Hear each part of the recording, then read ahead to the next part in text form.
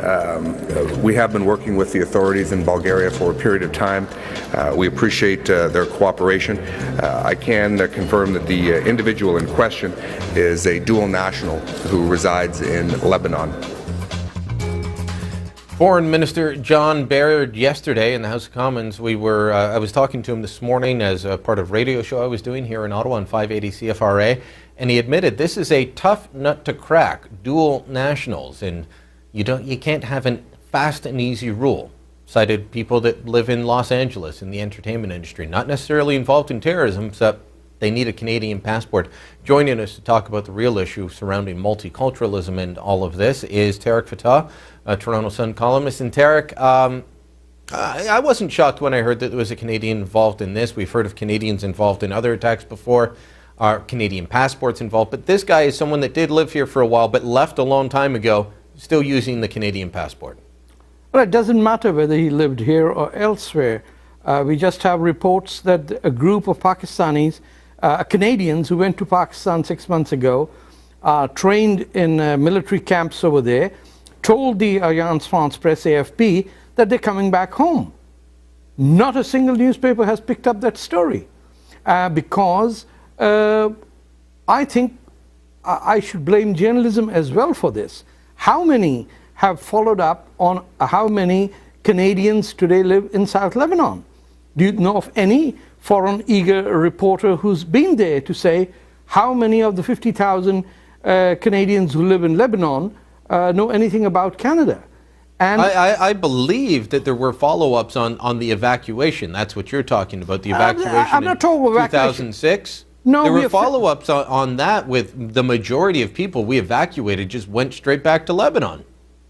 The issue is who's going to take up national security issues without fear-mongering.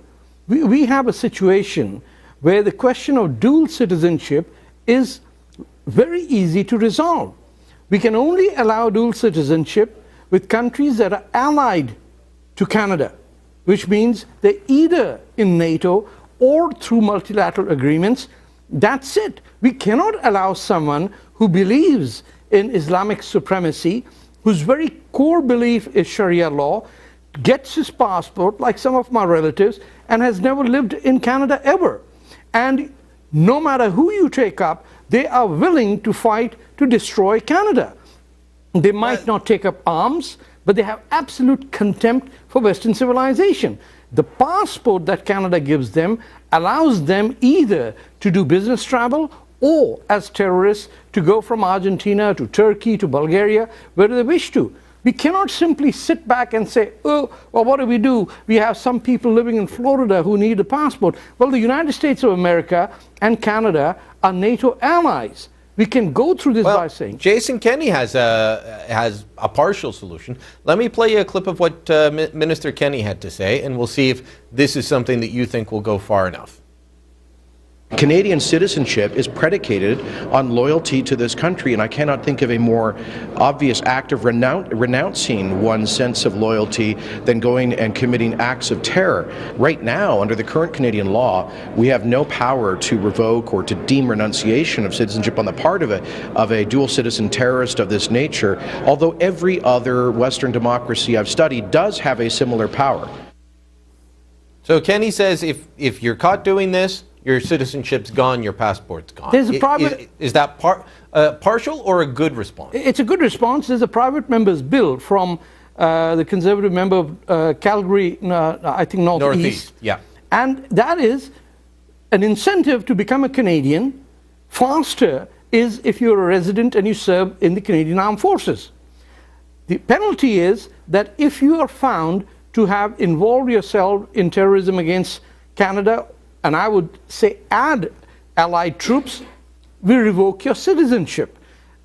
But beyond taking up arms, the question is, the Canadian cleric who's gone from here after taking oath of citizenship and has stormed the parliament in Islamabad to set about a military coup, openly says on TV, I don't believe in the monarchy, I don't give a damn about any monarchist system or any head of government, yet he has a Canadian passport. Shouldn't we ask him to come out and strip him of his citizenship? But we can't. and we won't because there are too few politicians. Well, Devinder Shori says, let's do this, and the NDP and the Liberals and the media, quite frankly, go up on their hind legs and go, oh, you can't do that, racial profiling, you're fear-mongering. No, I think this is a real issue. This is a real issue, and to heck with what they're going to call us. Brian, we are at war. We're at war. I mean, I'm glad let me ask you this. You came out of Pakistan a long time ago.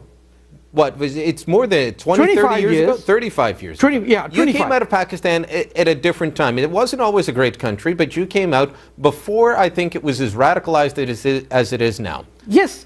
I've been hearing from people saying we should restrict immigration to people that share the systems of government and respect for democracy that we have.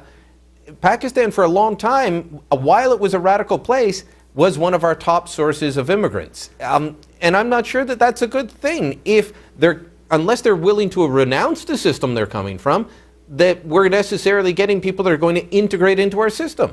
Well, there are Pakistanis and there are Pakistanis.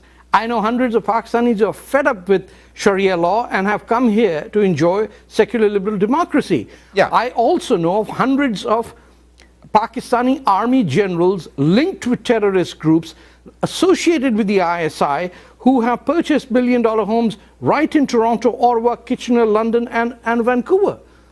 And they are ideologically hostile to this country, hate Canada, espouse hatred for the United States, and they flaunt their ability to have what they call purchased a Canadian passport, and they mock Canadians saying, what sort of a country are you? I gave $1 million and here I am and you can't do a damn thing about me. I wish there were people who were able to protest outside the homes of these terror-supporting Pakistani generals who have violated the sanctity of this country.